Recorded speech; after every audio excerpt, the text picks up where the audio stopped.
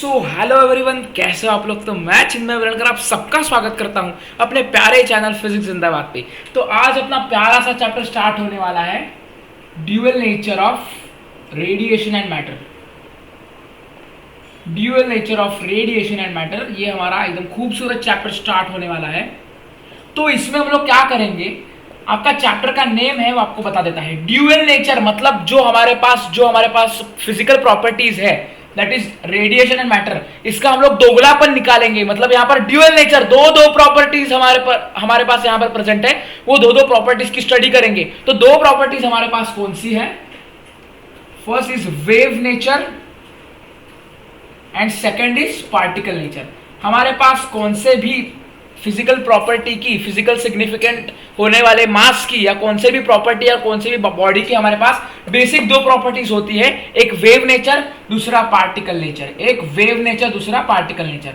तो आप लोग को वेव नेचर और पार्टिकल नेचर बेसिक चीज एक्सप्लेन करने की कोशिश करता हूं। तो यहाँ पर dual nature of radiation and matter में हमको रेडिएशन की दो पार्टिकल वेव्स, वेव नेचर और पार्टिकल नेचर सीखना है, और हमारे पास रेडिएशन की वेव नेचर और पार्टिकल नेचर को स्टडी करना है। तो चलो वेव नेचर और पार्टिकल नेचर में डिफरेंशिएट करते हैं। तो वेव नेचर में हमारे पास जो प्रोपोगेशन होता है पार्टिकल्स का, तो वो एनर्जी जो होती है उसका इनडायरेक्ट प्रोपोगेशन होता है। इनडायरेक्ट प्रोपोगेशन एग्जांपल्स के साथ समझाता हूं। मैं आपके कैमरा के सामने बोल रहा हूं तो हमारे पास जो मस्कुलर एनर्जी और मैकेनिकल एनर्जी यहां से निकल रही है, तो यहां पर पार्टिकल्स को मैं फोर्स और एनर्जी दे रहा हूं। वो एनर्जी हमारे पास लॉन्जिट्यूडिनल वेव्स के माध्यम से ट्रांसफर हो रही है। यहां पर मैं इससे बोल रहा हूं मुंह से, तो यहां पर जो पार्टिकल है वो पार्टिकल दूसरे के कान में नहीं जाते, तो वो एनर्जी जो स्टोर हो चुकी है उन पार्टिकल्स में, वो एनर्जी ट्रांसफर होती है। तो हमारे पास यहाँ पर एनर्जी, इनडायरेक्ट प्रोपोगेशन होता है एनर्जी का, तो इसको हम लोग बोलते हैं वेव नेचर। और पार्टिकल नेचर में अगर पार्टिकल्स किसी एक जगह से दूसरी जगह पर ट्रैवल कर रहे हैं डायरेक्टली, मतलब पार्टिकल्स का सिग्निफिकेंस उधर इंपॉर्टेंट है, तो यहाँ पर अगर पार्टिकल्स ट्रैवल कर रहे हैं तो उसको हम लोग बोलेंगे पार्टिकल नेचर, जहां पर एनर्जी जो ट्रैवल होती है वो पार्टिकल फॉर्म में होती है। तो वेव नेचर में बेसिकली साउंड एनर्जी हमारे पास जो है वो इंपॉर्टेंट है। और आज इस चैप्टर में जो हम लोग देखने वाले हैं, फोटो इलेक्ट्रिक इफेक्ट, वो पार्टिकल फॉर्म में यूज होता है। Photo electric effect. तो इस चैप्टर का बेसिक पार्ट जो हमें 10वीं में और 11th में जो बेसिक कराया जाता है, वेव नेचर क्या होता है, पार्टिकल नेचर क्या होता है। और वेव नेचर में हमारे पास दो मेनली वेव्स है। कौन से? Longitudinal wave and transverse wave. Longitudinal wave and transverse wave. तो हमारे पास सबसे पहले इसका स्क्रीनशॉट ले लो। और दूसरी चीज, ये सब बेसिक है चैप्टर का, रेडिएशन एंड मैटर का हम लोग दोगलापन मतलब ड्यूअल नेचर देखेंगे। वेव नेचर क्या होती है, जिसमें हमारे पास इनडायरेक्ट प्रोपोगेशन होता है एनर्जी का। पार्टिकल नेचर मतलब पार्टिकल फॉर्म में हमारे पास फोटो इलेक्ट्रिक इफेक्ट आपको मैं सिखाने वाला हूं, उसमें पार्टिकल्स जो है वो खुद ट्रैवल करते हैं। तो ये बेसिक चीज, इनका स्क्रीनशॉट ले लो, चलेगा। तो इसके बाद मैं आप लोगों को पढ़ाने वाला हूं बेसिक जो चीजें अभी आपको चैप्टर में यूजफुल नहीं होंगी, बट कंसेप्ट बिल्ड करने में ये बहुत इंपॉर्टेंट होती है। तो वेव्स के भी दो टाइप है बेसिक वेव नेचर में। वेव्स के दो टाइप है, एक तो लॉन्जिट्यूडिनल वेव और दूसरी transverse waves. Longitudinal waves and transverse waves. तो हमारे पास ट्रांसवर्स वेव ये दूसरा टाइप है वेव नेचर में क्लासिफिकेशन का। तो लॉन्जिट्यूडिनल वेव में होता क्या है? लॉन्जिट्यूडिनल वेव में हमारे पास कंप्रेशन, रेयरफ्रैक्शन, कंप्रेशन, रेयरफ्रैक्शन, ये चीजें होती हैं। मतलब यहां पर क्या होता है आपको बताऊंगा। यहां से एक आदमी बोल रहा है, तो बोलने के साथ इससे साउंड एनर्जी प्रोड्यूस हो रही है। यहां पर जो पार्टिकल्स है, पार्टिकल्स में यहां पर अगर एनर्जी यहां से यहां लोकेट हो रही है, तो यहां पर देखो, यहां पर एक कंप्रेशन रीजन है, यहां पर रेयरफ्रैक्शन रीजन है। यहां पर कंप्रेशन मतलब यहां पर हमारे पास जो दबाव है, प्रेशर है यूनिट एरिया पर साउंड एनर्जी का, वो ज्यादा है, इसलिए यहां पर ये कंप्रेसिव रीजन है। यहाँ पर रेयरफैक्शन में हमारे पास जो पार्टिकल की जो एनर्जी है वो पार्टिकल्स में दूर दूर थोड़ा एरिया ज्यादा है बीच में, इसलिए इसको बोलते हैं रेयरफैक्शन। तो लॉन्जिट्यूडिनल वेव्स में हमारे पास क्या होता है, कंप्रेशन रेयरफैक्शंस होते हैं, और जो एनर्जी होती है, एनर्जी की या पार्टिकल की जो डायरेक्शन होती है, वेव की डायरेक्शन होती है, वो हमारे पास पैरेलल होती है हमारे प्रोपोगेशन के मेथड से। मतलब यहां पर अगर ये मीडियम हो तो मीडियम में यहां पर अगर एनर्जी यहां से जा रही है तो एनर्जी में रेयरफैक्शन, कंप्रेशन रेयरफैक्शन, ये इसके पैरेलल में हो रहा है, मतलब इसका एंगल जो है 0 डिग्री है। पैरेलल में कंप्रेशन रेयरफैक्शन होते होते होते होते एनर्जी ट्रांसफर हो रही है, इसलिए हम उसको बोलेंगे लॉन्जिट्यूडिनल वेव पैटर्न। इसके बाद ट्रांसवर्स वेव होती क्या है, तो ट्रांसवर्स वेव का आपको मैं ग्राफ से एक्सप्लेन करने की कोशिश करूंगा। तो ट्रांसवर्स वेव में हमारे पास यहां पर बेसिक चीजें हैं, क्रेस्ट, ट्रफ। इस रीजन को क्रेस्ट बोलते हैं, इस रीजन को हम लोग बोलते हैं ट्रफ। तो अगर अपनी जो एनर्जी है, एनर्जी की जो डायरेक्शन परपेंडिकुलर है प्रोपोगेशन मेथड से, ये प्रोपोगेशन मेथड हमारा यहां से यहां तक है, बट हमारी जो एनर्जी है, एनर्जी की जो डायरेक्शन है वो up down up down up down, anti clockwise clockwise half rotation में हमारे पास अगर जा रही है, क्रेस्ट ट्रफ फॉर्म हो रहा है, तो इसको हम लोग बोलेंगे ट्रांसवर्स वेव। तो लॉन्जिट्यूडिनल वेव और ट्रांसवर्स वेव नेचर के बेसिक पार्ट से, बेसिक क्लासिफिकेशन से वो आपको समझ में आए होंगे। तो ये देखो, इसका स्क्रीनशॉट निकालो, आगे के टॉपिक की तरफ मुड़ते हैं। ये सब 10वीं और 11वीं की सिंपल चीजें हैं। तो चलो अब हम लोग पढ़ेंगे फोटो इलेक्ट्रिक इफेक्ट के बारे में। ये इफेक्ट आपको अच्छे तरीके से आना चाहिए क्योंकि ये पूरा चैप्टर का बेस है। तो चलो पढ़ते हैं photo electric effect. Photo electric effect, तो फोटो इलेक्ट्रिक इफेक्ट में पहले आपको कंस्ट्रक्शन समझाऊंगा, डायग्राम बना के दिखाऊंगा, उसके बाद बेसिक से एडवांस तक एक्सप्लेनेशन दूंगा।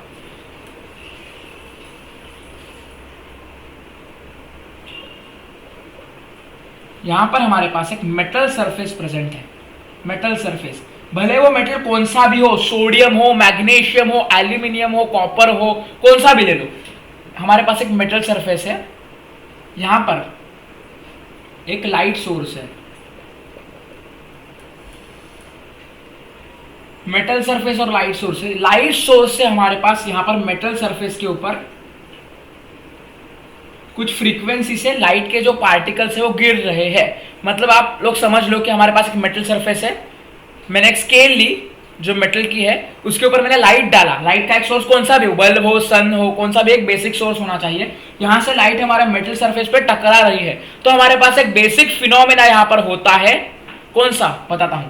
तो जब लाइट सोर्स यहां पर मेटल सरफेस पे टकराएगी तो मेटल्स में जो इलेक्ट्रॉन्स यहां पर जो फ्री होते हैं, या वैलेंस इलेक्ट्रॉन्स जो मेटल के हर एक बॉन्ड में या हर एक ऑर्बिट में प्रेजेंट होते हैं, वो वैलेंस इलेक्ट्रॉन्स या बॉन्डेड इलेक्ट्रॉन्स जो मूव फ्री हो गए हैं, तो लाइट सोर्स से जो हमारे पास फ्रीक्वेंसी से आ रहे हैं, या लाइट सोर्स से जो एनर्जी हमारे ऊपर मेटल सरफेस के ऊपर आ रही है, इसकी वजह से ये इलेक्ट्रॉन्स यहां से बाहर आना शुरू होंगे। मतलब light source something frequency mu naught से, अगर लाइट सोर्स समथिंग फ्रीक्वेंसी से यहां पर मेटल सरफेस पे गिरी तो हमारे पास क्या होता है, मेटल सरफेस पे जो इलेक्ट्रॉन्स होते हैं, फ्री इलेक्ट्रॉन्स, बाउंडेड इलेक्ट्रॉन्स, कुछ भी बोलो, तो वो इलेक्ट्रॉन्स हमारे पास लाइट सोर्स के आने की वजह से, टकराने की वजह से यहां पर बाहर जाते हैं। तो ये बेसिक फिनोमेना है फोटो इलेक्ट्रिक इफेक्ट का। तो फोटो इलेक्ट्रिक इफेक्ट की डेफिनेशन आप लोग कैसे लिखोगे, तो हमारे पास emission of electrons due to incident light of frequency. आपको मैं यहां पर फ्रीक्वेंसी थ्रेशोल्ड मानी जाती है, इसका हम लोग एक्सप्लेनेशन दूंगा। थ्रेशोल्ड फ्रीक्वेंसी हमारे पास है, तो emission of electrons due to incident light of threshold frequency on metal surface.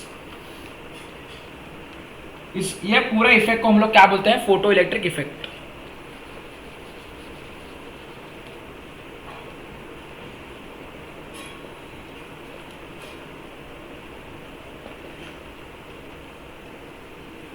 तो हमारे पास ये बेसिक हुआ फोटो इलेक्ट्रिक इफेक्ट, जिसमें क्या होता है, मेटल सरफेस पे अगर लाइट का सोर्स मारा गया तो हमारे पास यहाँ पर एक फ्रीक्वेंसी, इसको हम लोग थ्रेशोल्ड फ्रीक्वेंसी बोलेंगे, इसका एक्सप्लेनेशन दूंगा। तो समथिंग फ्रीक्वेंसी अगर यहाँ पर टकरा गई तो इसकी वजह से इलेक्ट्रॉन्स जो होंगे लूजली बॉन्डेड वो हमारे पास यहाँ से मेटल सरफेस से बाहर जाएंगे।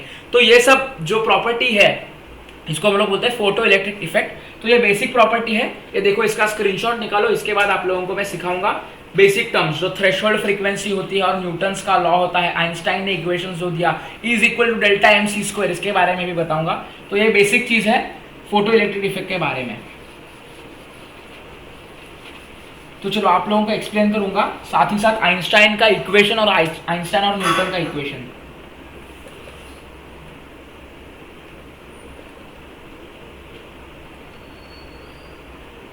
तो यहां पर आपको एक बेसिक टर्म्स बताना चाहूंगा। यहां पर हमारे पास एक मेटल सरफेस है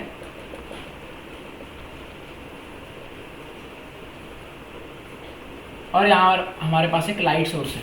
तो लाइट सोर्स से हमारे पास यहां पर लाइट एमिट होगा और मेटल सरफेस को टकराएगा और यहां से यहां तक इलेक्ट्रॉन्स जो होंगे वो बाहर आना चालू होगा। ये फोटो इलेक्ट्रिक इफेक्ट है। तो यहां पर देखो आप लोग अब बोलोगे कि मैंने स्टील का या कौन से भी प्योर मेटल का एक रॉड लिया, रॉड पे अगर लाइट मारा तो हर बार जब आप लोग लाइट मारोगे कौन से भी रॉड पे तो हर बार इलेक्ट्रॉन्स बाहर आएंगे क्या? तो इसका आंसर है नहीं, क्योंकि यहां पर हमारे पास जो ऑब्जर्वेशन किया साइंटिस्ट ने तो हमारे पास क्या हुआ, लाइट की जो फ्रीक्वेंसी है वो मैटर करती है हमारे पास इलेक्ट्रॉन कितने बाहर आ रहे हैं। लाइट की जो इंटेंसिटी होती है इसके ऊपर डिपेंडेंट है एमिशन ऑफ इलेक्ट्रॉन्स। लाइट की जो इंटेंसिटी है उसके ऊपर एमिशन ऑफ इलेक्ट्रॉन्स प्रोपोर्शनल है या डिपेंडेंट है। तो हमारे पास क्या होता है, एक मिनिमम फ्रीक्वेंसी लगती है, उस फ्रीक्वेंसी से ज्यादा अगर फ्रीक्वेंसी लाइट डाले इस मेटल के ऊपर तो हमारे पास मेटल से इलेक्ट्रॉन्स बाहर आना या भागना चालू होगा। तो minimum frequency of metal surface, minimum frequency of metal surface टू हमारे पास इलेक्ट्रॉन्स को बाहर निकालने के लिए जो फ्रीक्वेंसी है उसको ज्यादा चाहिए। तो हमारे पास थ्रेशोल्ड फ्रीक्वेंसी मतलब क्या,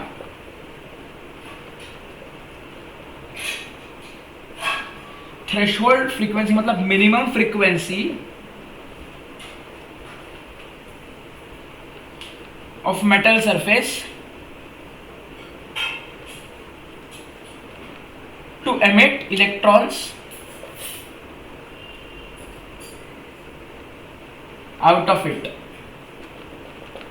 मतलब है मिनिमम फ्रीक्वेंसी, मिनिमम फ्रीक्वेंसी जिससे ऊपर अगर आप फ्रीक्वेंसी लगाओगे मेटल सरफेस के ऊपर तो इलेक्ट्रॉन्स बाहर आना चालू होगा। इसको हम लोग बोलते हैं थ्रेशोल्ड फ्रीक्वेंसी। क्या बोलते हैं हम लोग? Threshold frequency. Threshold frequency means minimum frequency of a metal surface to get out or throw electrons by photoelectric effect। तो ये बेसिक डेफिनेशन हुई हमारे पास मिनिमम फ्रीक्वेंसी या थ्रेशोल्ड फ्रीक्वेंसी की।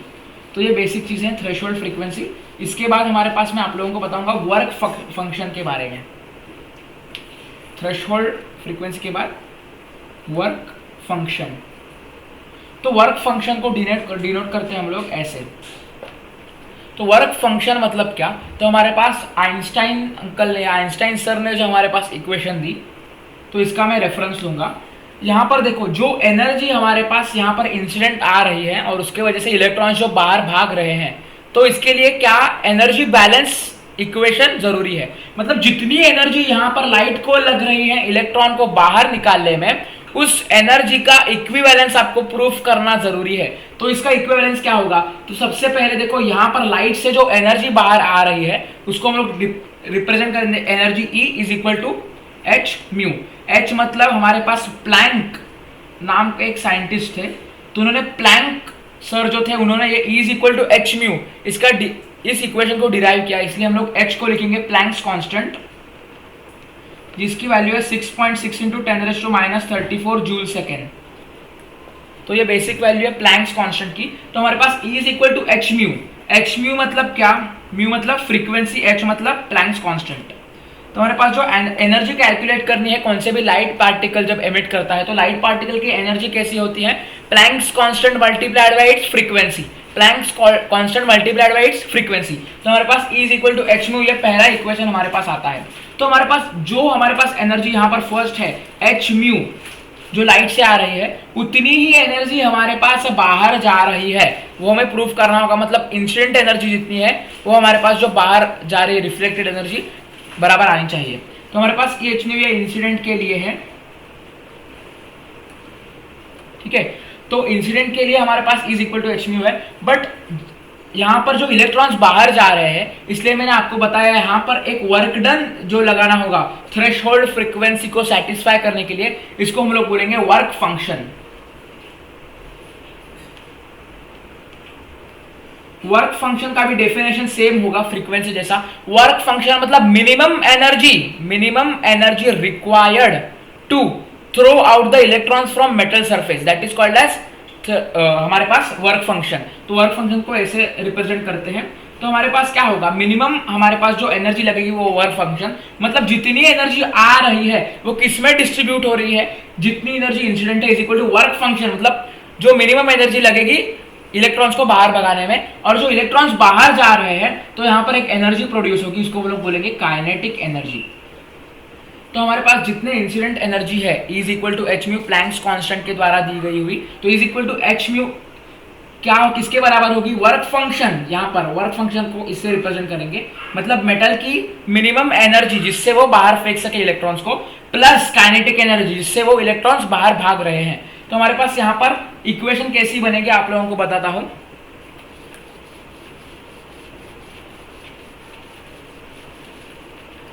तो हमारे पास जितनी एनर्जी आ रही है h mu is equal to work function plus kinetic energy हमारे पास होगा। मतलब इनिशियल एनर्जी जितनी होगी वो फाइनल एनर्जी के बराबर होगी, एनर्जी कंजर्वेशन प्रिंसिपल सेटिस्फाई होगा। तो ये हमारे पास बेसिक इक्वेशन आइंस्टाइन सर ने दिया यहाँ पर। तो सेकंड चीज यहाँ पर एच म्यू को हम लोग ऐसे लिखेंगे, यहाँ हम लोग एच म्यू नॉट लिखेंगे। म्यू नॉट मतलब threshold frequency. Energy work function एक एनर्जी का ही टाइप है, बट रिप्रेजेंटेशन के लिए हम लोग वर्क फंक्शन को ऐसा लिखते हैं। तो h mu not plus kinetic energy half M we square. इस इक्वेशन से हम लोग को ये इक्वेशन मिल गया सेकेंड। तो हमारे पास ये बेसिक चीज आ गई कि h mu is equal to H mu not plus half M we square. तो यहाँ से आप लोग डिराइव कर सकते हो वेलोसिटी के बाद आप लोग डिराइव कर सकते हो हमारे पास थ्रेशोल्ड फ्रीक्वेंसी और वेलोसिटी का रिलेशन, ये सब चीजें। तो यहाँ पर हमारे पास half M we square is equal to आएगा H mu minus H mu not, ठीक है, दिख रहा है, ठीक है। तो यहाँ पर हमारे पास आएगा हाफ एम, यहाँ पर है h mu minus H mu not है, एच को कॉमन निकालेंगे, यहाँ पर half M we square is equal to h common mu minus mu not, ठीक है। तो म्यू माइनस म्यू नॉट हमारे पास यहाँ पर आ गया है। V square is equal to हम लोग क्या लिखेंगे, two H mu minus mu not upon m. ये इक्वेशन हमारे पास एक फॉर्मली हो गई है। तो ये इक्वेशन इंपॉर्टेंट है, एग्जाम में आपको काउंट करने के लिए या सॉल्व करने के लिए ये इक्वेशन इंपॉर्टेंट है। तो इसका स्क्रीनशॉट निकाल लो, आगे की कंसेप्ट पढ़ाऊंगा। तो फोटो इलेक्ट्रिक इफेक्ट में हमने क्या पढ़ा, आइंस्टाइन एंड न्यूटन्स की जो मिलके बनाई हुई इक्वेशन, एनर्जी कंजर्वेशन प्रिंसिपल किसने दिया, न्यूटन ने, और आइंस्टाइन ने हमारे पास, और प्लैंक्स कांस्टेंट ने हमारे पास is equal to H mu ये इक्वेशन फॉर्म किया। तो इसके बाद एक बेसिक डायग्राम है जिससे मैं एक्सप्लेन करूंगा आपको।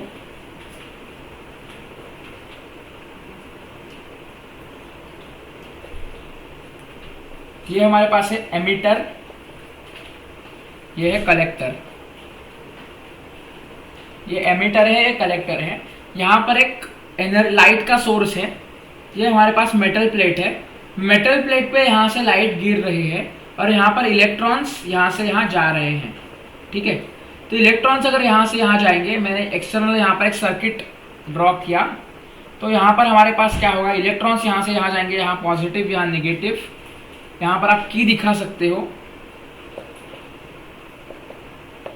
तो इलेक्ट्रॉन्स यहाँ से यहाँ हमारे पास ट्रैवल करेंगे, ठीक है। मतलब एक्सपेरिमेंटली कैसे प्रूव हुआ, अगर हमारे पास सोर्स सनलाइट या कौन सा भी लाइट सोर्स लो, ये अगर मेटल प्लेट पे, हमारे पास एक मेटल प्लेट है, थ्रेशोल्ड फ्रीक्वेंसी म्यू नॉट, अगर हमारे पास जो म्यू हो म्यू नॉट से ज़्यादा हो गया तो हमारे पास इलेक्ट्रॉन्स यहाँ पर बाहर निकलेंगे। इलेक्ट्रॉन्स बाहर निकले तो वो यहाँ पर अगर हमने पोटेंशियल डिफरेंस अप्लाई किया तो यहाँ पर हमारे पास पॉजिटिव जो टर्मिनल है यहाँ पर इलेक्ट्रॉन्स दौड़ेंगे, यहाँ से यहाँ ट्रैवल होंगे और हमारे पास करंट फॉर्म होगा। तो जो रिस्पेक्टिव करंट फॉर्म होगा इसको हम लोग क्या बोलेंगे, फोटो करंट, फोटो करंट, ठीक है। तो ये बेसिक चीज है फोटो करंट। इसके बाद मैं आप लोगों को बताने वाला हूं डिपेंडेंसी और ग्राफ। तो ये फोटो इलेक्ट्रिक इफेक्ट का बेसिक चीज यहाँ पर मैंने आप लोगों को बताई।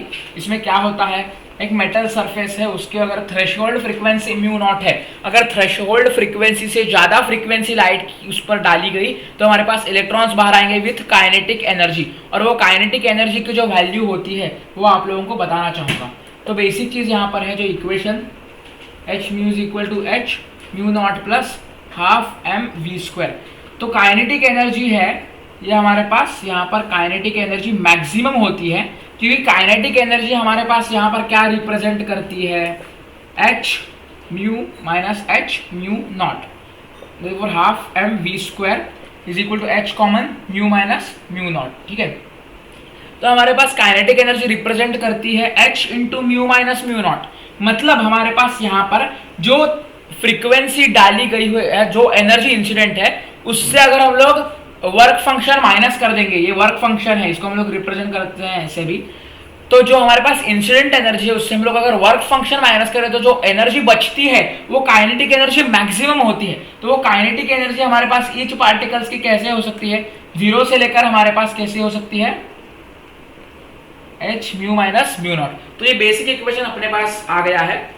तो हम लोग काइनेटिक एनर्जी का एक दूसरा प्रिंसिपल है उसके बारे में भी देखेंगे। तो काइनेटिक एनर्जी को अगर आपने पढ़ा होगा इलेक्ट्रोस्टैटिक्स या करंट इलेक्ट्रिसिटी चैप्टर बेसिकली, तो इसमें काइनेटिक एनर्जी को इलेक्ट्रॉन वोल्ट से भी रिप्रेजेंट किया जाता है काइनेटिक एनर्जी को। तो हम लोग हाफ एम वी स्क्वायर जो काइनेटिक एनर्जी है इसके बदले हम लोग ये पुट करेंगे, ये इक्वेशन अगर 1 है, ये इक्वेशन अगर 2 है, तो हम लोग क्या लिख सकते हैं, electron volt is equal to h mu minus mu not. तो ये बेसिक इक्वेशन अपने पास आ गई, electron volt is equal to h mu minus mu not, ठीक है। तो ये बेसिक इक्वेशन है काइनेटिक एनर्जी की मैक्सिमम। इसको हम लोग बहुत सारे फॉर्म्स में लिख सकते हैं, वेलोसिटी के टर्म में लिख सकते हैं, या हमारे पास एनर्जी के टर्म में लिख सकते हैं, या वोल्टेज या पोटेंशियल डिफरेंस के टर्म में इसको हम लोग लिख सकते हैं, ठीक है। तो इसके बाद हमारे पास एक इक्वेशन आती है जिसके बारे में आप लोगों को बताना चाहूंगा, एक ग्राफ जो हमारे पास है उसके बारे में बताऊंगा।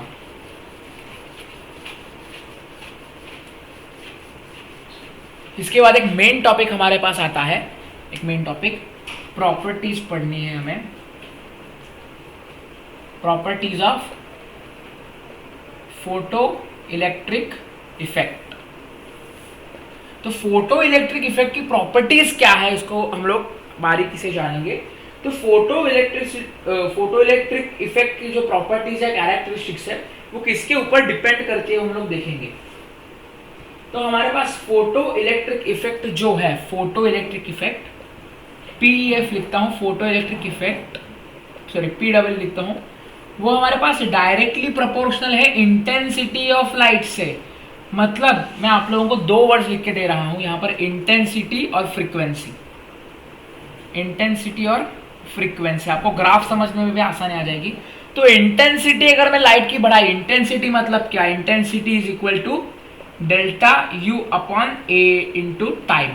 इंटेंसिटी मतलब एक एरिया पर एक सेकंड में कितनी एनर्जी गिर रही है, कौन से भी एक एरिया पर कितनी एनर्जी एक सेकंड में गिर रही है, इसको हम लोग बोलते हैं इंटेंसिटी। तो इंटेंसिटी अगर ज्यादा होगी लाइट की और हमारे पास जो थ्रेशोल्ड फ्रीक्वेंसी से ज्यादा फ्रीक्वेंसी होगी लाइट की, तो हमारे पास जितनी ज्यादा इंटेंसिटी उतने ज्यादा इलेक्ट्रॉन्स बाहर आएंगे, जितनी ज्यादा इंटेंसिटी उतने ज्यादा इलेक्ट्रॉन्स बाहर आएंगे। अगर ज्यादा इलेक्ट्रॉन्स बाहर आएंगे तो ज्यादा फोटो करंट प्रोड्यूस होगा। तो इसके हमारे पास ग्राफ है, फोटो करंट वर्सेस इंटेंसिटी का graph, threshold frequency versus stopping potential का ग्राफ वगैरह, सब बहुत ग्राफ्स है, आप लोगों को बताऊंगा। तो इंटेंसिटी डायरेक्टली प्रोपोर्शनल हमारे पास है फोटो करंट या इलेक्ट्रॉन जितने एमिट हो रहे हैं। तो बेसिक चीज है फ्रीक्वेंसी हमारे पास काइनेटिक एनर्जी के ऊपर डिपेंडेंट है डायरेक्टली। मतलब अगर आप जितनी ज्यादा फ्रीक्वेंसी डालोगे एक सर्टन लिमिट तक, हाँ, जितनी ज्यादा आप लोग फ्रीक्वेंसी डालोगे उतनी ही ज्यादा काइनेटिक एनर्जी है, उतनी ज्यादा एनर्जी में ट्रांसफॉर्मेशन होगा। तो फ्रीक्वेंसी काइनेटिक एनर्जी से डायरेक्टली प्रोपोर्शनल कैसे आपको मैं बताना चाहूंगा। तो H mu minus H mu not हमारे पास ये है is equal to kinetic energy. तो हमारे पास अगर एच को मैं कॉमन लूँ तो mu minus mu not is equal to kinetic energy. तो हमारे पास जो काइनेटिक एनर्जी है वो फ्रीक्वेंसी से डायरेक्टली प्रोपोर्शनल है, इस इक्वेशन से आपको समझ में आता है। तो ये बेसिक चीजें हैं जो आपको समझनी है, अंडरस्टैंड करनी है इसके बारे में। तो इंटेंसिटी फोटो करंट या इलेक्ट्रॉन के एमिशन के रेट के ऊपर ज्यादा डिपेंडेंट है, डायरेक्टली प्रोपोर्शनल है, और फ्रीक्वेंसी जो काइनेटिक एनर्जी के ऊपर डिपेंडेंट है। तो ये बेसिक चीजें आपको इसका स्क्रीनशॉट निकालना है तो आप लोग निकाल सकते हो। ये बहुत इजीएस्ट चैप्टर आपके बुक में दिया गया हुआ है। तो इसके बाद हम लोग ग्राफ्स की स्टडी करेंगे और फोटो इलेक्ट्रिक कैरेक्टरिस्टिक्स में सेकंड ये जो प्रोसेस है वो स्पॉन्टेनियस प्रोसेस है। कौन सी प्रोसेस है? ये प्रोसेस जो हमारे पास दी गई हुई है फोटो इलेक्ट्रिक इफेक्ट, ये स्पॉन्टेनियस मतलब देखो, मतलब ये मेटल सरफेस हमारे पास है, मेटल सरफेस हमारे पास यहाँ पर है। मैंने एक लाइट सोर्स है, यहाँ पर एक थ्रेशोल्ड फ्रीक्वेंसी म्यू नॉट जो है वो थ्रेशोल्ड फ्रीक्वेंसी से ज़्यादा है। तो यहाँ पर जो इलेक्ट्रॉन्स निकलेंगे, देखो अगर जो थ्रेशोल्ड फ्रीक्वेंसी से ज़्यादा फ्रीक्वेंसी एक सेकेंड में भी या मिली सेकेंड में अगर आ गई तो हमारे पास डायरेक्टली इलेक्ट्रॉन एमिट होना स्टार्ट होगा। मतलब डायरेक्टली एकदम छोटे समय में ये स्टार्ट होगा काम, इसलिए इसको हम लोग बोलते हैं स्पॉन्टेनियस प्रोसेस। स्पॉन्टेनियस प्रोसेस मतलब जब आप यहाँ पर एक सोर्स है लाइट का, जब थ्रेशोल्ड फ्रीक्वेंसी से ज्यादा फ्रीक्वेंसी या वर्क फंक्शन से ज्यादा एनर्जी अगर आपने यहाँ पर डाली तो डायरेक्टली बिना किसी देर उस ही क्षण पे उस ही टाइम में ऑन दैट मिली सेकेंड और सेकेंड डायरेक्टली इलेक्ट्रॉन्स बाहर जाना स्टार्ट होगा, फोटो करंट बनना स्टार्ट होगा। इसके लिए हम लोग इसको बोलेंगे स्पॉन्टेनियस प्रोसेस, मतलब एकदम फटाफट जल्दी होने वाली प्रोसेस है, एकदम फटाक से शुरू होने वाली प्रोसेस है स्पॉन्टेनियस प्रोसेस। थर्ड है हमारे पास फोटो इलेक्ट्रिक इफेक्ट में अगर फ्रीक्वेंसी जो हो, अगर यहाँ पर जो फ्रीक्वेंसी इंसिडेंट फ्रीक्वेंसी जो लाइट की हो अगर वो थ्रेशोल्ड फ्रीक्वेंसी से छोटी है तो हमारे पास फोटो इलेक्ट्रिक इफेक्ट ऑकर नहीं होगा। फोटो इलेक्ट्रिक इफेक्ट यहाँ पर नहीं होगा क्योंकि हाँ हमारे पास यहाँ पर जो फ्रीक्वेंसी है वो मिनिमम फ्रीक्वेंसी ही कम है, तो हमारे पास इलेक्ट्रॉन बाहर ही नहीं जाएंगे, उतनी एनर्जी ही नहीं प्रोड्यूस होगी कि जो वर्क फंक्शन से ज्यादा आ जाए, इसलिए हमारे पास फोटो इलेक्ट्रिक इफेक्ट प्रोड्यूस नहीं होगा। मतलब इलेक्ट्रॉन्स यहाँ पर बाहर नहीं जाएंगे, फोटो करंट प्रोडक्शन बंद होगा या नहीं होगा। तो ये बेसिक चीज है। इसके बाद हम लोग देखेंगे different threshold frequency for different metal surfaces या डिफरेंट मेटल्स। डिफरेंट मेटल्स के लिए हमारे पास क्या होता है, मेटल्स के लिए डिफरेंट थ्रेशोल्ड फ्रीक्वेंसी होती है। मतलब हर एक मेटल का थ्रेशोल्ड फ्रीक्वेंसी सेम नहीं होता। आयरन के ऊपर मैंने जितने अगर समझो आयरन के ऊपर मैंने सम एक्स फ्रीक्वेंसी से एमिट किया लाइट तो वो इलेक्ट्रॉन्स बाहर देगा, उतनी ही फ्रीक्वेंसी से अगर मैंने कॉपर के ऊपर लाइट एमिट किया तो गारंटी नहीं है कि हमारे पास इलेक्ट्रॉन्स बाहर जाएंगे क्योंकि उसकी थ्रेशोल्ड फ्रीक्वेंसी अलग हो सकती है। इसलिए different metal different threshold frequency, मतलब अगर डिफरेंट अलग अलग हमारे पास अगर मेटल होंगे तो उनकी अलग अलग फ्रीक्वेंसी होंगी थ्रेशोल्ड की, इसलिए अलग अलग फोटो इलेक्ट्रिक इफेक्ट प्रोड्यूस और शो करेंगे हमारे पास यहाँ पर। तो ये हमारे पास बेसिक प्रॉपर्टीज या कैरेक्टरिस्टिक्स हमारे पास यहाँ पर है। तो इसके बाद हम लोग ग्राफिकल ऑब्जर्वेशन देखेंगे। सबसे इंपॉर्टेंट चीज है आप लोगों को एक्सप्लेनेशन में, जेई में या हमारे पास बोर्ड्स के एग्जाम में 2 या 3 मार्क्स के लिए क्वेश्चन आता है, graphical representation of photo electric effect. तो आपको मैंने सब चीजें समझाई। यहाँ पर 2 वर्ड्स को याद रखो। इंटेंसिटी जो है, इंटेंसिटी वो डायरेक्टली प्रोपोर्शनल है फोटो करंट के, मतलब ज्यादा जितना आप लोग इंटेंसिफिकेशन करके मारोगे लाइट को उतने ही ज्यादा इलेक्ट्रॉन्स बाहर निकलेंगे और उतना ही ज्यादा फोटो करंट फॉर्म होगा। और सेकंड जो फ्रीक्वेंसी हमारे पास है, क्या है जो फ्रीक्वेंसी हमारे पास है वो डायरेक्टली प्रोपोर्शनल है काइनेटिक एनर्जी के ऊपर। मतलब अगर आप ज्यादा फ्रीक्वेंसी से सर्टेन लिमिट तक, जितने आप ज्यादा फ्रीक्वेंसी लाइट की डालोगे मतलब लाइट की जितनी ज्यादा फ्रीक्वेंसी होगी उतने ही हमारे पास काइनेटिक एनर्जी मतलब स्पीड जो इलेक्ट्रॉन्स का होगा बाहर जाने का वो ज्यादा होगा। तो ये बेसिक चीजें, इसके ऊपर मैं आप लोगों को पहला ग्राफ बनाऊंगा फोटो करंट एंड इंटेंसिटी का, फोटो करंट एंड इंटेंसिटी का, फोटो करंट वर्सेस सिटी का, ठीक है। तो हमारे पास ग्राफ कैसे प्लॉट करते हैं, ऐसे करो, ये एक्स एक्सिस है, ये वाई एक्सिस है, यहाँ पर ओरिजिन ओ है या इसको आप लोग जीरो समझ सकते हो। तो सबसे पहले बेसिक चीज हमारे पास आती है ग्राफ प्लॉट करने में, जो यहाँ पर पहली चीज दी गई होती है फोटो करंट, वो वाई एक्सिस में लिखो, एक्स एक्सिस में इंटेंसिटी लिखो। तो यहाँ पर मैं इधर इंटेंसिटी लिख रहा हूँ, इंटेंसिटी, यहाँ पर फोटो करंट, फोटो करंट। तो आपको मैंने बताया इंटेंसिटी और फोटो करंट डायरेक्टली प्रोपोर्शनल है, मतलब इंटेंसिटी जितनी ज्यादा बढ़ेगी उतना फोटो करंट बढ़ेगा, जितनी ज्यादा इंटेंसिटी बढ़ेगी उतना फोटो करंट यहाँ पर हमारे पास बढ़ने वाला है। इसलिए फोटो करंट और इंटेंसिटी डायरेक्टली प्रोपोर्शनल है, ये ग्राफ रिप्रेजेंट करता है। मतलब फोटो करंट जितना ज्यादा हो गया उतना इंटेंसिटी ज्यादा, या जितनी वैसे वर्षा इंटेंसिटी ज्यादा तो फोटो करंट ज्यादा। तो ये ग्राफ रिप्रेजेंट करता है, डायरेक्टली प्रोपोर्शनल है। यहाँ पर हमारे पास स्ट्रेट लाइन आती है, स्ट्रेट लाइन। तो ये बेसिक ग्राफ है फोटो करंट वर्सेस इंटेंसिटी का, क्योंकि इंटेंसिटी बढ़ी तो हमारे पास ज्यादा इलेक्ट्रॉन्स एमिट हो गए, उससे ज्यादा करंट, फोटो करंट बना। सेकेंड ग्राफ अपना हमारे पास यहाँ पर है photo current versus stopping potential versus, यहाँ पर अपने पास कौन ही चीज है दोस्त, stopping potential, stopping potential, potential. तो आप लोगों को बताऊंगा मैं, यहाँ पर पहले प्लॉट करना सीखो, ये एक्स एक्सिस है, ये वाई एक्सिस है, एरो बनाओ, ये ओ ओरिजिन है, यहाँ पर फोटो करंट आएगा, फोटो करंट, यहाँ पर स्टॉपिंग पोटेंशियल आएगा, स्टॉपिंग पोटेंशियल, पोटेंशियल।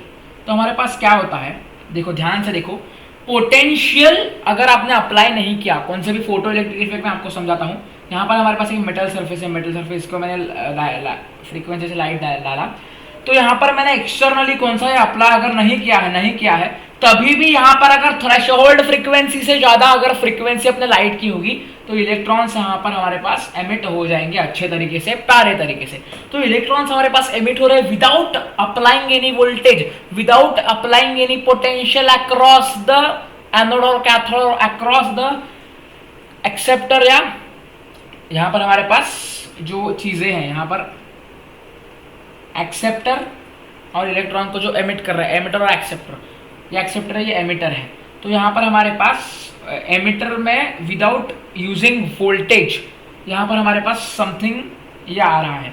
अगर मैंने यहाँ पर जो पोटेंशियल है, पोटेंशियल, ठीक है, मैंने अगर पोटेंशियल यहाँ का बढ़ाया, समझो यहाँ पर मैंने पोटेंशियल बहुत बढ़ा के रखा, ये प्लस है या माइनस है, पोटेंशियल मैंने बढ़ाया, तो हमारे पास क्या होगा बताऊं, जितना ज्यादा आपका पोटेंशियल बढ़ेगा सर्टेन लिमिट तक उतना करंट भी बढ़ेगा। मतलब यहाँ पर जीरो पे अगर पोटेंशियल जीरो है तो यहाँ पर हमारे पास तभी भी थोड़ा थोड़ा इलेक्ट्रॉन्स यहाँ पर जा रहे हैं, ठीक है, थोड़े थोड़े इलेक्ट्रॉन्स यहाँ पर बाहर जा रहे हैं। अगर मैंने ये बढ़ा दिया, बढ़ाने के बाद यहाँ पर थोड़ा सा बढ़ेगा, यहाँ पर हमारे पास फोटो करंट प्रोड्यूस होगा क्योंकि वोल्टेज ज्यादा अब रहे,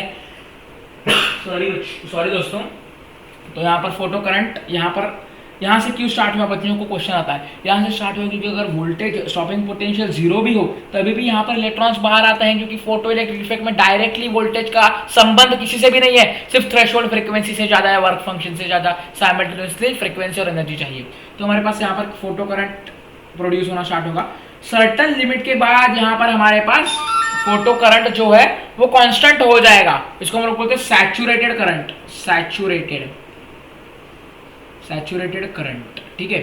और हमारे पास यहाँ पर क्या होगा, अगर मैंने उल्टा कर दिया, यहाँ पर मैंने पॉजिटिव किया, यहाँ पर मैंने निगेटिव किया, मतलब जो उल्टा क्या पोटेंशियल, तो इलेक्ट्रॉन्स यहाँ से यहाँ जा रहे हैं तो रिपेल होंगे, मतलब कम होते जाएंगे। तो यहाँ से यहाँ तक सर्टन लेवल तक यहाँ पर इलेक्ट्रॉन्स घटते घटते हमारे पास जो करंट होगा, फोटो करंट, वो जीरो होगा, क्योंकि यहाँ से यहाँ तक इलेक्ट्रॉन्स घूमेंगे ही नहीं, क्योंकि यहाँ पर रिपल्शन होगा और कम होते होते यहाँ पर एक V0 जगह आएगी, इसको हम लोग बोलते हैं stopping potential,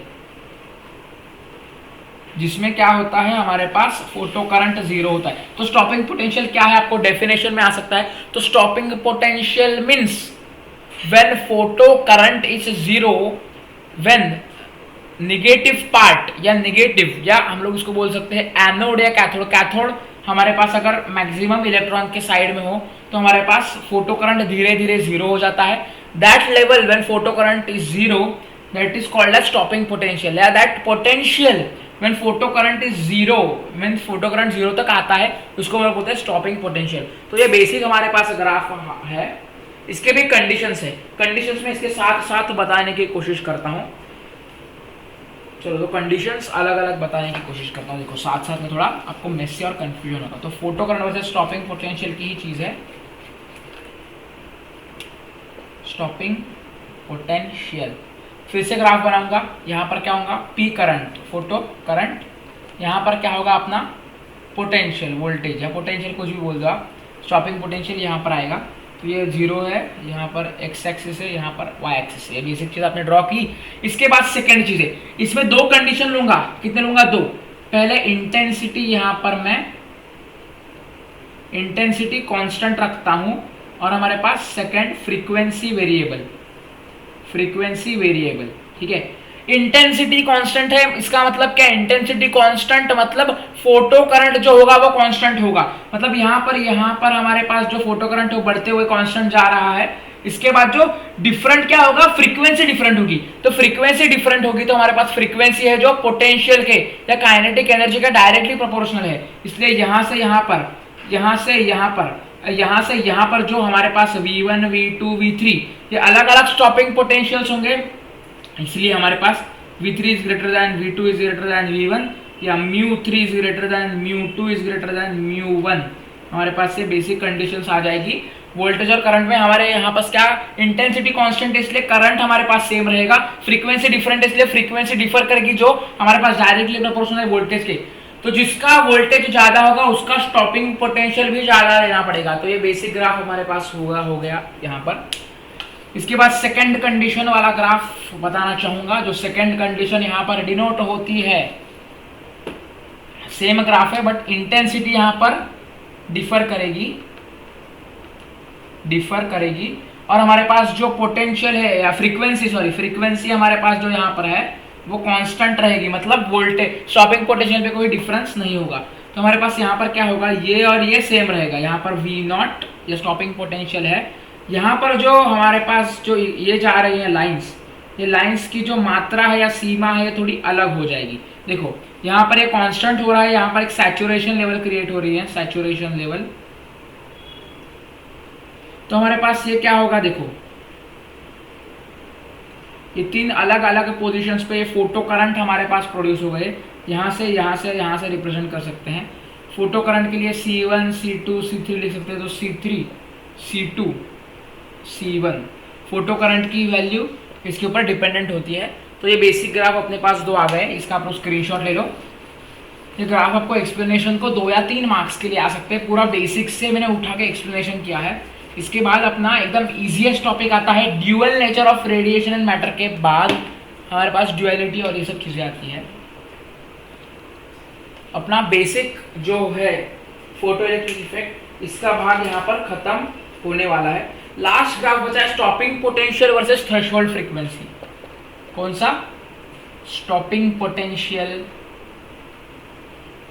versus threshold frequency. Threshold frequency मतलब क्या, देखो ग्राफ बनाओ। स्टॉपिंग पोटेंशियल यहाँ पर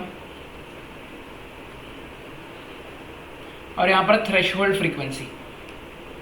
तो आपको डायरेक्ट ग्राफ बना के दिखाता हूं मैं और फिर एक्सप्लेन करता हूं। यहाँ पर क्या होगा, एक्स एक्सिस, वाई एक्सिस 0, एकदम इजी एकदम। तो यहाँ पर यहाँ से यहाँ ग्राफ खत्म। कैसे, देखो तो थ्रेशोल्ड फ्रीक्वेंसी मतलब क्या, मिनिमम फ्रीक्वेंसी। तो हमारे पास जो लाइट है, जो स्टॉपिंग पोटेंशियल है, मतलब जो फ्रीक्वेंसी के ऊपर डिपेंड करता है वो डायरेक्टली डिपेंड करता है, बराबर। तो डायरेक्टली मतलब आप पूछोगे यहाँ से क्यों नहीं लाइन निकाली, क्योंकि जो थ्रेशोल्ड फ्रीक्वेंसी है वो मिनिमम फ्रीक्वेंसी है।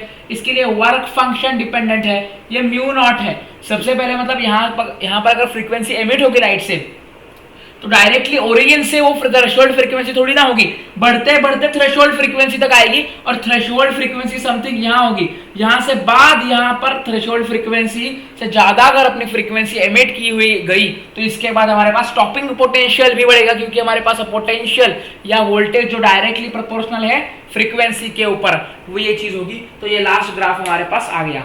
इसके बाद मैं आप लोगों को आइंस्टाइन फोटो इलेक्ट्रिक इफेक्ट जो मैं पहले एक्सप्लेन कर चुका हूं वो फिर से एक्सप्लेन करता हूं, क्योंकि एक आपके बुक में अलग टॉपिक दिया गया हुआ है। आइंस्टाइन फोटो इलेक्ट्रिक इफेक्ट, इसमें क्या है पता है क्या, जो हमारे पास जो एनर्जी अंदर आ रही है वो हमारे पास जो डेल्टा U प्लस W के बराबर है। ये बेसिक लॉ है, आपने थर्मोडायनेमिक्स में लॉ पढ़ा होगा। तो फोटो इलेक्ट्रिक में हमारे पास यहाँ पर क्या डिपेंडेंसी है, जितनी अंदर हमारे पास जा रही है मतलब एनर्जी, उतनी हमारे पास mu not plus half mv square. मैंने आपको ये चीज बहुत पहले से ही बता के रखी है, आपको सिर्फ इसकी प्रैक्टिस करनी है। तो हाफ mv स्क्वायर को हम लोग क्या लिख सकते हैं, इलेक्ट्रॉन वोल्ट पहले ही बता चुका हूं मैं।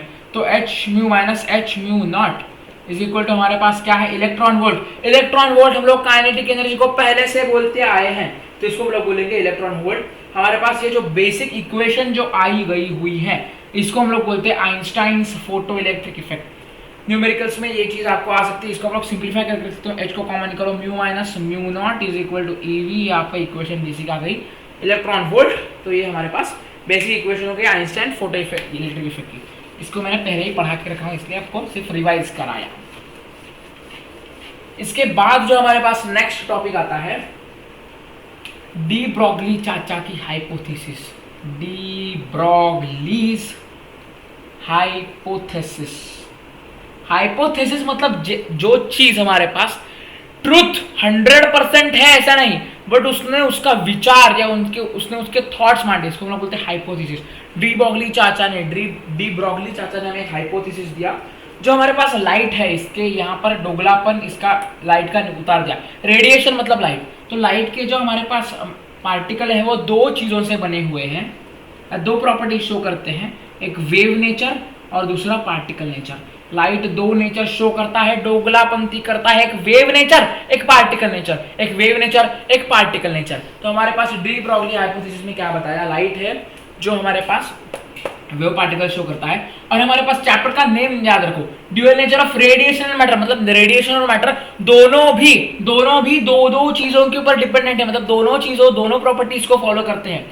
मतलब लाइट जैसे वेव और पार्टिकल मोशन है, वेव और पार्टिकल करस्पॉन्ड करता है, जैसे उतने उसके जैसे मैटर जो हमारे पास है, मैटर वो भी वेव नेचर और पार्टिकल नेचर दोनों हमारे पास फॉलो करता है। ये पूरा सिर्फ ये चार्ट आप लोग याद रखो। चार्ट मतलब जो लाइट और मैटर है वो दोनों भी दोगलेपंथी करते हैं, मतलब वेव नेचर और पार्टिकल नेचर दोनों भी फॉलो करते हैं। इसको हम लोग बोलेंगे डी ब्रॉगलीज हाइपोथेसिस। इतना ही है। इसके बाद आपको मैं सिंपल डी ब्रॉगली ने दो इक्वेशंस दिए, वो मैं आप लोगों को बताऊंगा। डी ब्रॉगलीज इक्वेशन, ठीक है, तो एकदम मस्त इक्वेशन दिए। तो डी ब्रॉगलीज हाइपोथेसिस में इक्वेशन देखेंगे। इक्वेशन का जो डेरिवेशन है वो आइंस्टाइन ने जो E is equal to M C square की वैल्यू दी, इसके ऊपर भी डिपेंडेंट है। तो सबसे पहले E is equal to M C square from Einstein's equation. Einstein's equation या कुछ भी नहीं लिखोगे तो भी चलेगा, आइंस्टीन्स इक्वेशन, ठीक है। Energy mass correlation by speed of light का स्क्वायर, ठीक है। सेकेंड हमारे पास E is equal to H mu, हमारे पास क्या है, एनर्जी है, प्लैंक्स कांस्टेंट के, प्लैंक्स एनर्जी भी बोलते हैं, प्लैंक्स कांस्टेंट एनर्जी बोलते हैं, is equal to H mu. तो हमारे पास 1 और 2 से हमको क्या मिला, फ्रॉम 1 एंड 2 हमारे पास क्या मिला, E को लेफ्ट हैंड साइड को इक्वेट करो, m C square is equal to H mu, ठीक है। तो हमारे पास म्यू का और एक फॉर्मूला है, फ्रीक्वेंसी को हम लोग क्या लिख सकते हैं, फ्रीक्वेंसी को c बाय लैम्बडा, ठीक है। लैम्बडा मतलब वेवलेंथ, हमारे पास क्या है, वेवलेंथ, ठीक है दोस्तों।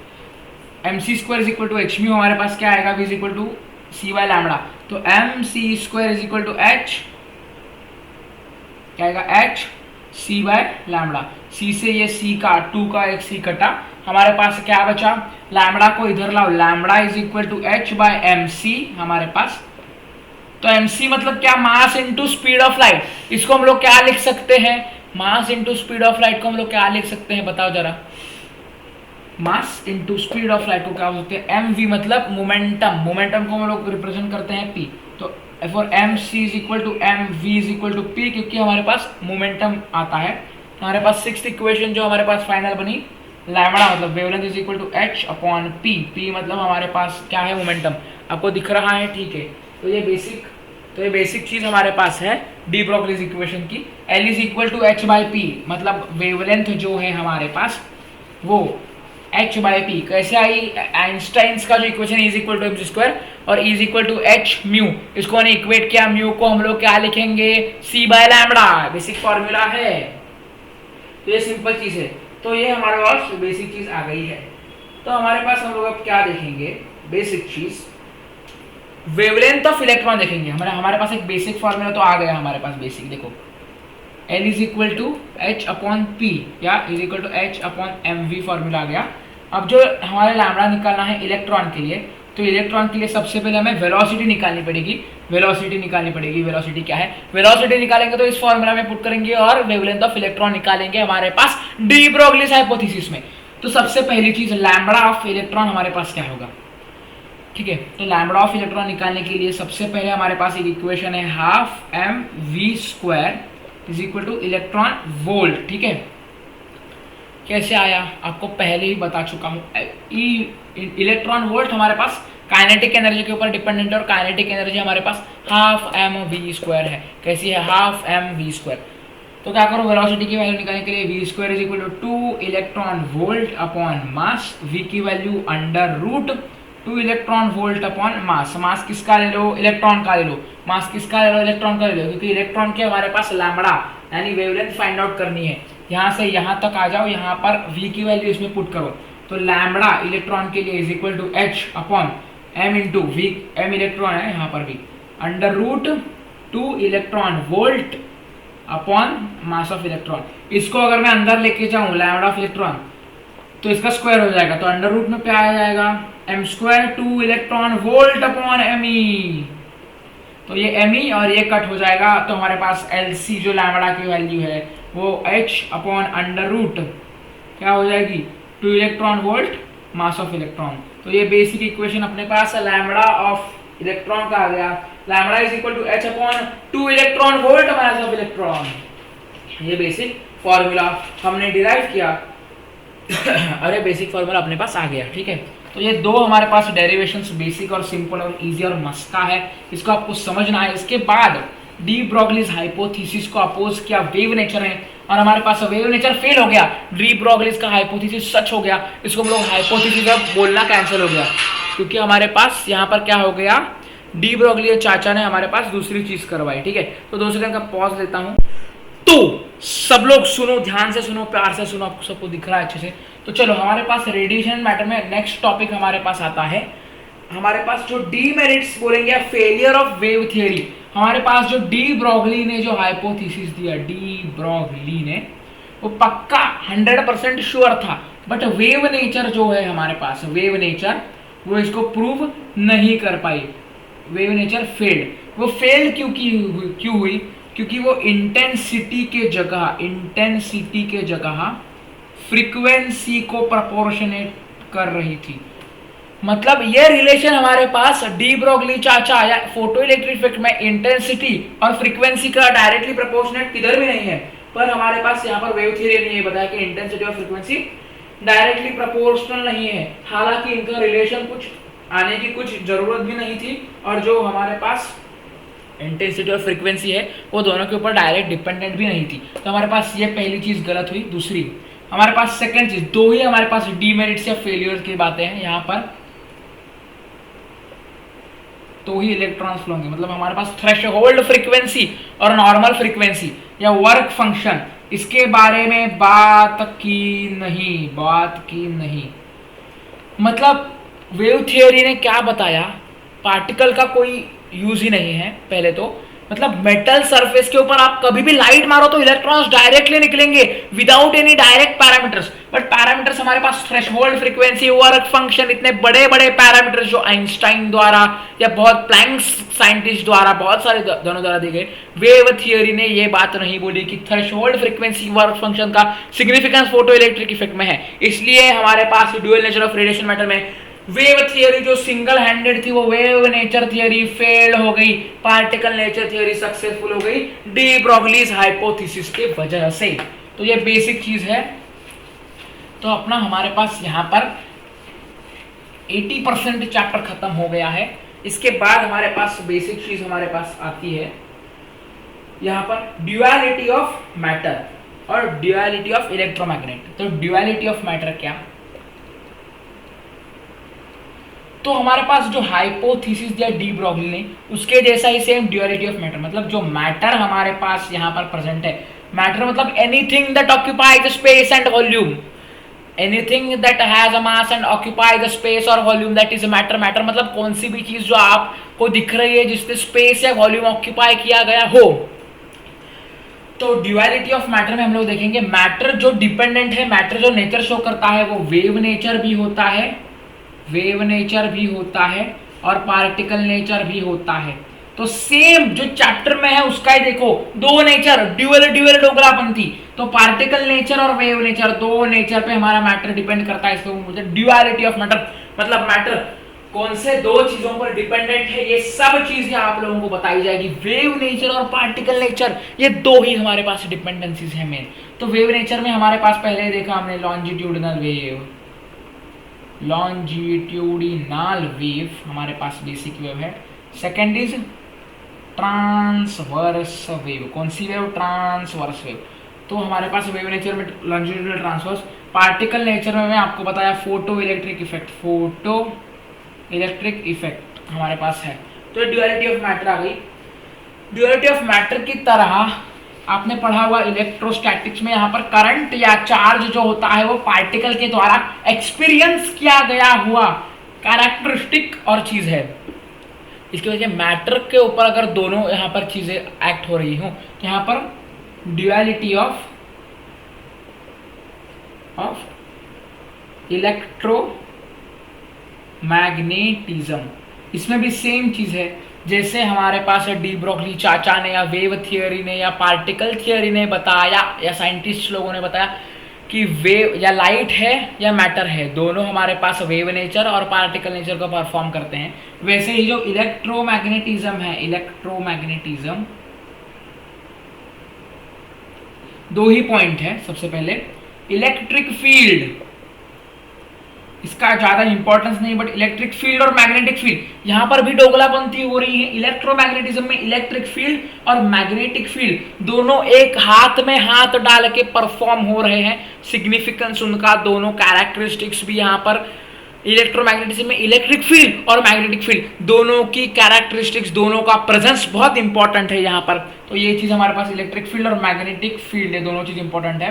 तो एग्जाम में आ सकता है इलेक्ट्रोमैग्नेटिज्म की ड्यूअलिटी में एक प्रॉपर्टी बताओ, तो इसमें प्रॉपर्टी में क्या लिखोगे? Electric field magnetic field. ये ड्यूअलिटी में इलेक्ट्रिक फील्ड मैग्नेटिक फील्ड, ये दो पैरामीटर जो इनके ऊपर डिपेंडेंट होते हैं। सेकंड चीज है, दो ही चीजें बताओगे। सेकंड चीज ये ट्रांसवर्स वेव की तरह ट्रैवल करती है, ट्रांसवर्स वेव। वेव नेचर में ये चीज हमारे पास ट्रांसवर्स वेव में होती है। मतलब हमारे पास अगर ये हो, ये ऐसे ऐसे ऐसे ऐसे अगर हमारे पास इलेक्ट्रिक फील्ड हो, इलेक्ट्रिक फील्ड, तो इसके हमारे पास म्यूचुअली परपेंडिकुलर, म्यूचुअली परपेंडिकुलर क्या होगा? म्यूचुअली परपेंडिकुलर मतलब एक प्लेन अगर ये है तो इसके म्यूचुअली परपेंडिकुलर प्लेन जो हमारे पास दूसरा होगा, वो प्लेन यहाँ पर हमारे पास अंदर बाहर, अंदर बाहर, अंदर बाहर ऐसा ट्रांसफॉर्म करेगा। अगर ये इलेक्ट्रिक फील्ड है तो ये मैग्नेटिक फील्ड है। कौन सी फील्ड है? Magnetic field. तो इलेक्ट्रिक फील्ड और मैग्नेटिक फील्ड का ड्यूअलिटी इलेक्ट्रोमैग्नेटिज्म में आपने अच्छे तरीके से समझ लिया होगा, ऐसे मैं होप्स करता हूँ। अब अपने चैप्टर का लास्ट एक टॉपिक बचा है जो इंपॉर्टेंट ज़्यादा नहीं है, तो ये बता देता हूँ। हमारे पास इसका मेन, हमारे पास इसका एप्लीकेशन यहाँ पर कैसे हुआ? एक ही एप्लीकेशन आपके बुक में दिया गया हुआ है, application dual nature of matter and radiation का। तो हम लोग फोटो इलेक्ट्रिक इफेक्ट का अपना फायदा क्या? फोटो इलेक्ट्रिक इफेक्ट में हमारे पास, फिर से बना देता हूँ, ये आपने फोटो इलेक्ट्रिक इफेक्ट में बहुत बार पढ़ा है। ये हमारे पास क्या है? एक मेटल सरफेस है। तो मेटल सरफेस के ऊपर एक सोर्स है लाइट का, तो लाइट का सोर्स से एक थ्रेशोल्ड फ्रीक्वेंसी इसकी म्यू नॉट है। तो ये म्यू यहाँ पर है, यहाँ पर कंडीशन है mu is greater than mu naught, मतलब यहाँ पर इलेक्ट्रॉन्स यहाँ पर बाहर निकलेंगे। तो इलेक्ट्रॉन्स यहाँ पर जो बाहर निकले, यहाँ इधर हमने अगर एमिटर लगा लिया, यहाँ पर एक कलेक्टर लगा लिया और एमिटर लगा लिया, मतलब हमने अगर क्या किया, मेटल सरफेस को एक कलेक्टर बना दिया। मतलब metal surface light energy collect करेगा, उससे फोटो इलेक्ट्रिक इफेक्ट परफॉर्म होकर इलेक्ट्रॉन्स बाहर निकलेंगे और इलेक्ट्रॉन्स को हमने एक एनोड या कैथोड, कौन से भी एक एनोड या कैथोड मतलब कौन से भी इलेक्ट्रोड को हमने कनेक्ट किया। यहाँ पर एनोड को समझो किया या कैथोड को किया, इलेक्ट्रॉन यहाँ पर जा रहे हैं, यहाँ पर मैंने एनोड लगा दिया, एनोड। इसको हम लोग बोलेंगे कलेक्टर, सॉरी इसको हम लोग बोलेंगे कलेक्टर, मतलब जिससे कलेक्ट हो रहा है, इसको बोलेंगे एमिटर। ठीक है, मतलब यहाँ पर क्या होगा, देखो कलेक्टर एमिटर दोनों को बोल सकते हैं, क्योंकि यहाँ पर जो कलेक्ट हो रहे हैं वेव के पार्टिकल्स, इसको हम लोग बोलेंगे एमिटर। ये मतलब यहाँ से हमारे पास एमिटर, यहाँ से इलेक्ट्रॉन्स एमिट हो रहे हैं, एनोडेक लगा दिया, यहाँ पर सब कनेक्ट किया हमने, अगर ये और ये कनेक्ट हो गया, यहाँ पर एक्सटर्नल मैंने एक सर्किट लगा लिया, यहाँ पर मैंने क्या लगा लिया, यहाँ पर एक की लगा, यहाँ पर मैंने एक माइक्रो एम्पियर लगा दिया जो करंट की वैल्यू मेजर करेगा, यहाँ पर मैंने की क्लोज रखी। तो हमारे पास क्या होगा, जो इलेक्ट्रॉन्स यहाँ से यहाँ जाएंगे वो इलेक्ट्रॉन्स यहाँ से यहाँ पास हो जाएंगे, वो यहाँ पर करंट का फॉर्मेशन होगा। वो करंट को हम लोग स्टोर कर सकते हैं, और करंट अगर हमने स्टोर किया अच्छे तरीके से, तो करंट अगर स्टोर हो गया, फोटो करंट, फोटोन से, फोटोन से जो आया हुआ करंट, फोटोन से करंट वो स्टोर करेंगे। मतलब सबसे मेन एप्लीकेशन क्या हुआ हमारे पास, लाइट एनर्जी है, लाइट एनर्जी हमारे पास जो है वो हमारे पास इलेक्ट्रिकल एनर्जी में कन्वर्ट हुई, इलेक्ट्रिकल एनर्जी में यहाँ पर हमारे पास कन्वर्जन हुआ लाइट एनर्जी का।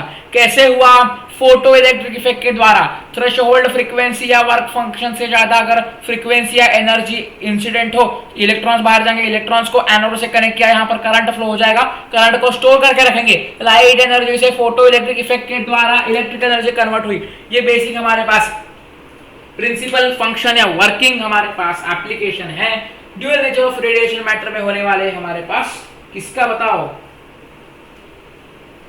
फोटो इलेक्ट्रिक इफेक्ट का। तो हमारे पास ये बेसिक थिंग थी। तो इसके बाद हमारे पास एक छोटा एप्लीकेशन, सेकंड एप्लीकेशन इसका है जो वेव थियरी को सही बताता है, पार्टिकल नेचर थियरी को सही बताता है। बट एग्जाम में या जेई में इसका ज्यादा क्वेश्चंस इसके ऊपर पूछे नहीं जाते, या पूछे जाते हैं तो हमारे पास वर्क फंक्शन या फ्रीक्वेंसी के ऊपर पूछे जाते हैं, इससे इलेक्ट्रॉन्स फ्लो होंगे क्या, या फोटो इलेक्ट्रिक इफेक्ट परफॉर्म होगा क्या। तो इसका क्वेश्चन आपको बताता हूँ, सिंपल सा और आसान सा क्वेश्चन है, या इस मेथड है एक, डेविसन जर्मर मेथड या थियरी बताओ। तो इसमें क्या क्या हुआ है पता है क्या, यहाँ पर हमारे पास, यहाँ पर एक मेटल सरफेस है, डायग्राम हर जगह अलग दी हुई है, मैं अपने हिसाब से यहाँ पर डायग्राम बना रहा हूँ। यहाँ पर है लाइट सोर्स है, लाइट सोर्स है, यहाँ पर एक मेटल सरफेस है, यहाँ पर क्या होगा, लाइट सोर्स यहाँ पर जैसे गिरेगा, लाइट सोर्स एमिट होगा, एमिटर भी बोल सकते हैं। यहाँ पर मैंने एक एनोड लगा लिया, एनोड डिस्टेंस ज़्यादा किया, ठीक है। तो यहाँ पर जो इलेक्ट्रॉन्स बाहर जाएंगे, क्या जाएंगे, इलेक्ट्रॉन्स जो बाहर जाएंगे, इलेक्ट्रॉन्स, तो वो इधर कैसे अट्रैक्ट होंगे, अट्रैक्ट जो होंगे इसका एंगल थीटा क्या होगा, और एंगल जो थीटा के ऊपर डिपेंडेंसी क्या होगी, इसके बारे में यहाँ पर सब बात की गई हुई है डेविसन जर्मर इस साइंटिस्ट को द्वारा। तो इसमें क्या क्या है, फोटो इलेक्ट्रिक इफेक्ट है, लाइट को एमिट किया मेटल सरफेस के ऊपर या हमारे पास एमिटर के ऊपर, तो इलेक्ट्रॉन्स बाहर गए, क्योंकि हमारे पास क्या है, थ्रेशोल्ड फ्रीक्वेंसी से ज़्यादा अपनी एमिटेड फ्रीक्वेंसी है, इंसिडेंट फ्रीक्वेंसी है, इलेक्ट्रॉन्स बाहर गए, वो एनोड से एक डिस्टेंस पे रखे, स्पेसिफिक डिस्टेंस पे रखे, डिस्टेंस। तो हमारे पास जो एंगल से जो इलेक्ट्रॉन्स अट्रैक्ट हुए एनोड की तरफ, वो एंगल मेजर किया गया, इनकी प्रॉपर्टीज मेजर की गई। तो इसके ऊपर से कंक्लूजन निकला, जिससे हमारे पास जो हमारे पास रेडिएशन है, रेडिएशन या लाइट एनर्जी है, या लाइट एनर्जी है, वो हमारे पास दो, वेव नेचर शो करती है और पार्टिकल नेचर शो करती है। तो ये इसका प्रूफ निकला। क्यों निकला, क्योंकि यहाँ पर इंटेंसिटी का डिपेंडेंसी, एंगल थीटा की डिपेंडेंसी, ये सब चीज़ों का स्टडी किया गया, क्योंकि डेविसन जर्मर साइंटिस्ट ने ये डिराइव किया और ये प्रूफ करा के दिखाया। ये आपको आया तो 1 से लेकर 2 मार्क के लिए आ सकता है, उससे ज़्यादा नहीं, ज़्यादा आता नहीं।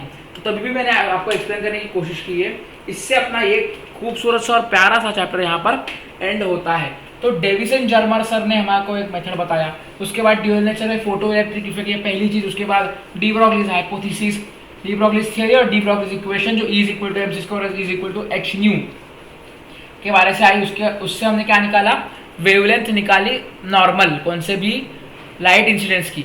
सेकेंड चीज हमने क्या की, सेकेंड चीज हमने वेवलेंथ जो निकाली वो इलेक्ट्रॉन की कितनी होती है उसके ऊपर स्टडी किया। तो इलेक्ट्रॉन की वेवलेंथ निकालने के लिए हमें काइनेटिक एनर्जी को half mv² is equal to हमें क्या लिखना पड़ा, इलेक्ट्रॉन वोल्ट।